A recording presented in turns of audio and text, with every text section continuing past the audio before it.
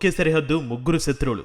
Pakistan, China, Turkey అణుబాంబుల కన్నా ఘాటైన వ్యూహాలతో ఎదురుదాడికి సిద్ధమవుతున్నాయి. పాకిస్తాన్ ఒక్కదాన్ని ఎదుర్కోవడం కాదు, చైనా, టర్కీ మద్దతుతో ముందుకు వస్తున్న రహస్యాన్ని ఇండియా ఛేదించాలి. ఓ పక్క పాక్ గడ్డపై ఉగ్రవాద శిబిరాల రూపంలో ముప్పు, మరోపక్క చైనాతో భారీ ఆయుధ సంబంధాలు, మరో కోణంలో టర్కీ నుంచి ట్రాన్స్ఫర్ అవుతున్న టెక్నాలజీ, ఇవన్నీ కలిసి భారత్పై యుద్ధరంగాన్ని మార్చేస్తున్నాయి. సరిహద్దులో తుపాకుల యుద్ధం కాదు, 3 ముఖాల శత్రుత్వం వెనుక ఉన్న అసలు రహస్యం ఇది. ఏప్రిల్ 22న జమ్మూ కాశ్మీర్లోని పహల్గాంలో జరిగిన ఉగ్రవాద దాడిలో 26 మంది ప్రాణాలు కోల్పోయిన ఘటన మనందరికీ ఎన్నటికీ గుర్తుంటూనే ఉంటుంది.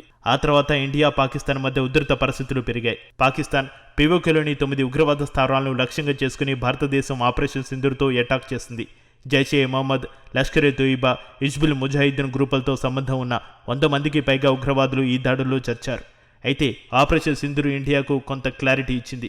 మన దాడులు వ్యూహాత్మకంగా చేసినప్పటికీ శత్రువులు ఎలా కలిసి ఉన్నారన్నది అర్థమయ్యేలా చేసింది. తీవ్రవాద కేంద్రాలపై దాడి ప్రణాళిక, సాంకేతికత, మానవ మేధస్సును ఉపయోగించి డేటా ఆధారంగా ఇండియా దాడులు చేసింది. మొత్తం 21 లక్ష్యాలను వాస్తవానికి గుర్తించి 9 కేంద్రాలను, లక్ష్యాలను లక్ష్యంగా చేసుకునే దాడులు కరెక్ట్ అని ఇండియా భావించిందని తాజాగా నాటి ఘటనను వివరించారు lieutenant general Rahul R Singh. 9 లక్ష్యాలను లక్ష్యంగా చేసుకోవాలని నిర్ణయం అప్పటికప్పుడు తీసుకున్నారన్నారు. చైనా, పాకిస్తాన్తో తన సన్నిహిత సంబంధాల గురించి మనం చెప్పుకోవడమే కానీ ఆపరేషన్ సింధూర్ ద్వారా పూర్తి వివరాలు వెల్లడయ్యాయని ఆర్మీ చెబుతోంది. సంఘర్షణ సమయంలో అధునాతన ఆయుధాలు, నిఘా వ్యవస్థల మోహరింపుతో ఇండియా దాడిని పాకిస్తాన్ తట్టుకోలేకపోయింది. అయితే చైనా, పాకిస్తాన్ రక్షణ సంబంధం సాంప్రదాయ ఆయుధ బదిలీలకు మించి అభివృద్ధి చెందిందని ఆర్మీ తెలిపింది. ఇండియాకు పాకిస్తాన్ సరిహద్దు శత్రువే అయినా నిజానికి ఇండియాకు మరో 2 శత్రువులు కూడా ఉన్నారని సింగ్ వెల్లడించారు. పాకిస్తాన్కు చైనా అన్ని విధాలుగా మద్దతు ఇస్తుందని తాజాగా మరోసారి వెల్లడైంది. పాకిస్తాన్ వద్ద ఉన్న సైనిక హార్డ్వేర్లో 81% చైనావే. చైనా ఆయుధాలను, ఇతర ఆయుధాలు ఎలా పనిచేస్తున్నాయో తెలుసుకునేందుకు పాకిస్తాన్ ఓ ప్రయోగ కేంద్రంగా మార్చింది. అందుబాటులో ఉన్న లైవ్ ల్యాబ్ పాకిస్తాన్ అని భావించాలి. టర్కీ కూడా తాను తయారు చేసిన, రూపొందించిన ఆయుధాలను పాకిస్తాన్ కేంద్రంగా వినియోగించిందని తాజాగా తేలింది. డీజీఎంఓ స్థాయి చర్చలు జరిగినప్పుడు పాకిస్తాన్ చైనా నుంచి పొందిన టెక్నాలజీని వినియోగించింది. ఇలాంటి టెక్నాలజీని ఢీకొట్టాలంటే ఇండియాకు సైతం బలమైన వాయు రక్షణ వ్యవస్థ అవసరమని తాజాగా ఆర్మీ అధికారులు చెబుతున్నారు. Stockholm international peace research institute SIPRI ప్రకారం చైనా 2015 నుంచి పాకిస్తాన్కు 8.2 బిలియన్ల విలువైన ఆయుధాలను విక్రయించింది.